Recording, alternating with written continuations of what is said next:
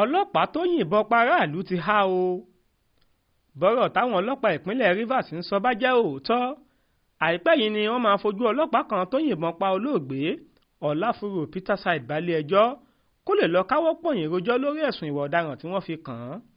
Aláròyé gbọ́ pé ikọ̀ ọlọ́pàá kan tí wọ́n ń pè ní 43 Squadron ni ọlọ́pàá náà wà nípínlẹ̀ Gombe, ṣùgbọ́n tóun àti ọlọ́pàá kan jọ wá ṣe àkànṣe iṣẹ́ lágbègbè Elekahia nílùú Port Harcourt. Ilé ọtí ìgbàlódé kan làwọn agbófinró méjèèjì náà wà lọ́jọ́ ọ̀hún tí wọ́n ń ṣe fàájì. Lásìkò náà ni ọlọ́pàá ọ̀hún yìnbọn ọwọ́ rẹ̀ sókè lójijì gbà ò, tíbọn náà sì ṣèṣì lọ bá Peterside níbi tóun àtàwọn mọ̀lẹ́bí rẹ̀ jókòó sí.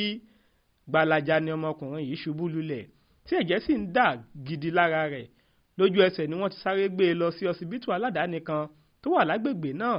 Nígbà tí wọ́n máa gbé Peterside débẹ̀, àwọn dókítà tí wọ́n bá lẹ́nu iṣẹ́ lọ́jọ́ náà sọ pé òkú rẹ̀ ni wọ́n gbé wá sọ́dọ̀ àwọn. Alukoro iléeṣẹ́ ọlọ́pàá ìpínlẹ̀ náà SP Iringe Koko tó fìdí ìṣẹ̀lẹ̀ náà múlẹ̀ fáwọn oníròyìn sọ pé ariwo olè táwọn kan pa lágbègbè ibi táwọn ọlọ́pàá náà wà ló mú kí wọ́n fi yìnbọn sókè, tí ọ̀kan lára ọta ìbọn ọ̀hún sì ṣèṣì lọ bá Peterside níbi tó jókòó sí pẹ̀lú àwọn mọ̀lẹ́bí rẹ̀ tó sì kú. Ó fi dá àwọn aráàlú lójú pé àwọn kò ní bo ìṣẹ̀lẹ̀ náà mọ́lẹ̀, gbogbo bọ́rọ̀ bá ṣe jẹ́ pátá làwọn máa jẹ́ kó di mímọ̀ fáwọn aráàlú. Adéwálé Adéoyè ló ṣàkójọ ìròyìn yìí fún iléeṣẹ́ Aláròyé Online TV. Jamiu Àbáyọ̀mí ló kà á sétí ìgbọ́ yín.